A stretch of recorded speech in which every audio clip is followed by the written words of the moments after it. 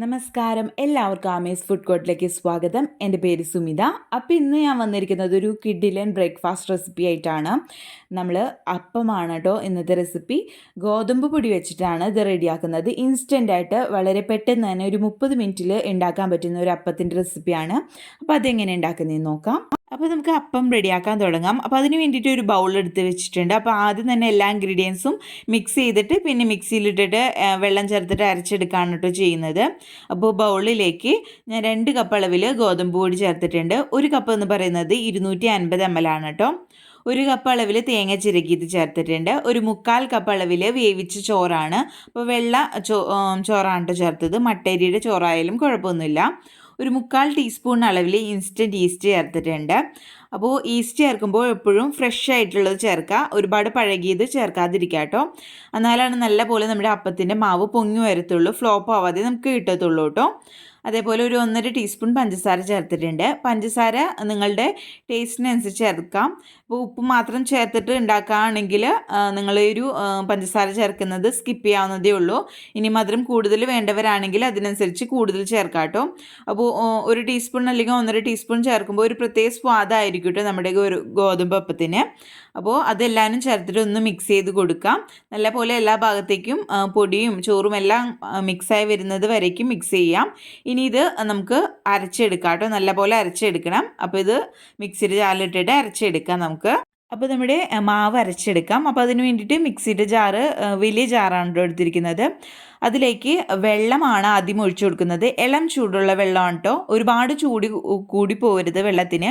അങ്ങനെയാണെങ്കിൽ പൊടി ഇടുന്ന ഭാഗത്ത് തന്നെ പൊടി പെട്ടെന്ന് കട്ട പിടിച്ച് ഒരു വെന്തൊരു രൂപത്തിലാവും. അപ്പോൾ അത് നമുക്ക് അത്ര പെർഫെക്റ്റ് ആയിട്ട് നമ്മുടെ അപ്പം കിട്ടില്ല. അപ്പോൾ അതുകൊണ്ട് ഇളം ചൂടുള്ള വെള്ളം മതി, അതല്ലെങ്കിൽ നോർമൽ വാട്ടർ മതി കേട്ടോ. അപ്പോൾ നമുക്ക് പെട്ടെന്ന് പൊന്തി കിട്ടാൻ വേണ്ടിയിട്ടാണ് നമ്മൾ ഇളം ചൂടുള്ള വെള്ളം ചേർക്കുന്നത്. അതേപോലെ ആദ്യം വെള്ളം ഒഴിച്ചിട്ട് അതിൻ്റെ ഉള്ളിലേക്കാണ് നമ്മൾ പൊടി ഇട്ട് കൊടുത്തിട്ട് ഇത് അടിച്ചെടുക്കുന്നത്. കാരണം ആദ്യം തന്നെ പൊടി ഇട്ട് കൊടുക്കുകയാണെങ്കിൽ പിന്നീട് വെള്ളം ഒഴിക്കുകയാണെങ്കിൽ ചിലപ്പോൾ അടിയിൽ ഇങ്ങനെ പൊടി കട്ട പിടിക്കും. അപ്പോൾ നല്ല പോലെ മിക്സായി കിട്ടത്തില്ല. അതുകൊണ്ടാണ് നമ്മൾ വെള്ളം ഒഴിച്ചിട്ട് അതിലേക്ക് പൊടി ഇട്ട് കൊടുക്കുന്നത്.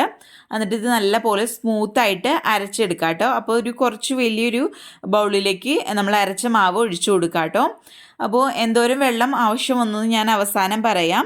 അപ്പോൾ നമ്മൾ അരയ്ക്കുമ്പോൾ അറിയാമല്ലോ, വെള്ളത്തിൻ്റെ കുറവ് തോന്നുകയാണെങ്കിൽ 1-2 ടേബിൾ സ്പൂണും കൂടി വെള്ളം ചേർത്ത് കൊടുക്കാം. നിങ്ങൾക്ക് നോർമൽ വാട്ടറിലും ഇത് അരച്ചെടുക്കാം കേട്ടോ. അപ്പോൾ ഇളം ചൂടുവെള്ളമാണെങ്കിൽ നമുക്ക് പെട്ടെന്ന് ഇത് പൊന്തി കിട്ടാൻ വേണ്ടിയിട്ടാണ് കേട്ടോ. ഇൻസ്റ്റൻ്റ് ആയിട്ട് ഉണ്ടാക്കുന്നതല്ലേ, അതുകൊണ്ട് തന്നെ പെട്ടെന്ന് ഇത് പൊന്തി കിട്ടാൻ വേണ്ടിയിട്ട് നമ്മൾ ഇളം ചൂടുവെള്ളം ചേർത്തുന്നുള്ളൂ കേട്ടോ. അപ്പോൾ 2 ബാച്ചസ് ആയിട്ട് മൊത്തം മാവ് ഞാൻ അരച്ചെടുത്തിട്ടുണ്ട്. നല്ല പേസ്റ്റ് രൂപത്തിൽ വേണം ഇത് അരച്ചെടുക്കാൻ വേണ്ടിയിട്ട്. അതും നമുക്ക് ഒരു ബൗളിലേക്ക് ഒഴിച്ചു കൊടുക്കാം. അപ്പോൾ ഇതാ മൊത്തത്തിൽ നമ്മുടെ മാവൊക്കെ അരച്ചെടുത്തിട്ടുണ്ട്. ഇനി ഇത് നല്ല പോലെ അങ്ങ് മിക്സ് ചെയ്തെടുക്കാം കേട്ടോ. അപ്പോൾ ഈ ഒരു കൺസിസ്റ്റൻസിയിൽ വേണം നമ്മളിത് അരച്ചെടുക്കാൻ വേണ്ടിയിട്ട്. ഒരുപാട് ലൂസായി പോകാനും പാടില്ല, ഒരുപാട് തിക്കായി പോകാനും പാടില്ല. അത് പ്രത്യേകം ശ്രദ്ധിക്കാം കേട്ടോ. അപ്പോൾ എനിക്ക് വേണ്ടി വന്നത് 2.25 കപ്പും പ്ലസ് 2 ടേബിൾ സ്പൂൺ അളവിൽ വെള്ളമാണ് കേട്ടോ ആവശ്യമായിട്ട് വന്നത് ഈ ഒരു മാവ് അരച്ചെടുക്കാൻ വേണ്ടിയിട്ട്. അപ്പോൾ ഓരോ പൊടിക്കനുസരിച്ച് വെള്ളത്തിൻ്റെ അളവ് വ്യത്യാസപ്പെട്ടെന്നിരിക്കും. അപ്പോൾ നിങ്ങൾ ഒരുപാട് വെള്ളം ഒഴിച്ച് ഇത് അരച്ചെടുക്കാതിരിക്കാൻ ശ്രദ്ധിക്കാം. നിങ്ങൾക്ക് ആവശ്യമുണ്ടെങ്കിൽ പിന്നീട് ഒഴിച്ചു കൊടുക്കാവുന്നതേ ഉള്ളൂ. ഇനി ഇത് അടച്ചു വെച്ചിട്ട് നമുക്കിത് പൊങ്ങി വരാൻ വേണ്ടിയിട്ട് വെയിറ്റ് ചെയ്യാം. അരമണിക്കൂർ കൊണ്ട് തന്നെ ഇത് നല്ല പോലെ പൊങ്ങി വരും കേട്ടോ. ചൂടുള്ള പ്രദേശമൊക്കെ ആണെങ്കിൽ അരമണിക്കൂർ ധാരാളം. ഇങ്ങനെ തണുത്ത പ്രദേശമൊക്കെ ആണെങ്കിൽ കുറച്ചും കൂടി സമയം വേണ്ടി വരും കേട്ടോ. അപ്പോൾ ഇത് നല്ല പോലെ പൊന്തി വന്നതിന് ശേഷം അപ്പം റെഡിയാക്കാം. അപ്പോൾ ഇത് കുറച്ച് ചൂടുള്ള ഭാഗത്തേക്ക് നോക്കി വെക്കുകയാണെങ്കിൽ പെട്ടെന്ന് ഇതങ്ങ് പൊന്തി വരും കേട്ടോ. ഇപ്പോൾ ഇതാ നമ്മുടെ മാവ് അരമണിക്കൂർ കഴിഞ്ഞിട്ടുണ്ട്, നല്ല പോലെ പൊന്തി വന്നിട്ടുണ്ട് കേട്ടോ. അപ്പോൾ ഞാൻ പറഞ്ഞ പോലെ ചൂടുള്ള പ്രദേശമാണെങ്കിൽ പെട്ടെന്ന് പൊന്തി വരും കേട്ടോ. അപ്പോൾ ഇതാ നല്ല പോലെ പതഞ്ഞ് നല്ല ബബിൾസൊക്കെ ആയിട്ട് നല്ല പോലെ ഇതങ്ങ് പൊന്തി വന്നിട്ടുണ്ട് കേട്ടോ. അപ്പോൾ ഇതൊന്ന് പതുക്കെ ഒന്ന് മിക്സ് ചെയ്ത് കൊടുക്കാം. ഓവർ മിക്സിങ് വേണ്ട, ജസ്റ്റ് ഇതൊന്ന് നല്ല പോലെ മിക്സ് ചെയ്യാം. കണ്ടില്ലേ, നല്ല പോലെ ഇതങ്ങ് പതഞ്ഞ് വന്നിട്ടുണ്ട്. അപ്പോൾ ഞാൻ പറഞ്ഞ ഇൻഗ്രീഡിയൻസ് ഒക്കെ ഒരു കറക്റ്റ് അളവിൽ തന്നെ എടുക്കാൻ ശ്രദ്ധിക്കുക. അങ്ങനെയാണെങ്കിൽ പെർഫെക്റ്റ് ആയിട്ട് തന്നെ അപ്പം റെഡിയാക്കാൻ പറ്റും കേട്ടോ. ഇനി ഇതിലേക്ക് ആവശ്യത്തിനുള്ള ഉപ്പും കൂടി ചേർത്തിട്ട് മിക്സ് ചെയ്യാം. അപ്പം റെഡിയാക്കാൻ തുടങ്ങാം കേട്ടോ. അപ്പോൾ ഇതിൻ്റെ അളവൊക്കെ ഡൗട്ടുള്ളവരാണെങ്കിൽ ഞാൻ ഡിസ്ക്രിപ്ഷൻ ബോക്സിൽ ഇതിൻ്റെ അളവൊക്കെ മെൻഷൻ ചെയ്തേക്കാം. അപ്പോൾ ഇത് നോക്കിയാൽ മതി. അപ്പോൾ ഇത് നല്ല പോലെ ഒന്ന് മിക്സ് ചെയ്യാം. ഇനി നമുക്ക് അപ്പം റെഡിയാക്കാൻ തുടങ്ങാം. അപ്പോൾ നമുക്ക് അപ്പം റെഡിയാക്കാൻ തുടങ്ങാം. അപ്പോൾ അപ്പച്ചട്ടി അടുപ്പത്ത് വെച്ചിട്ടുണ്ട്.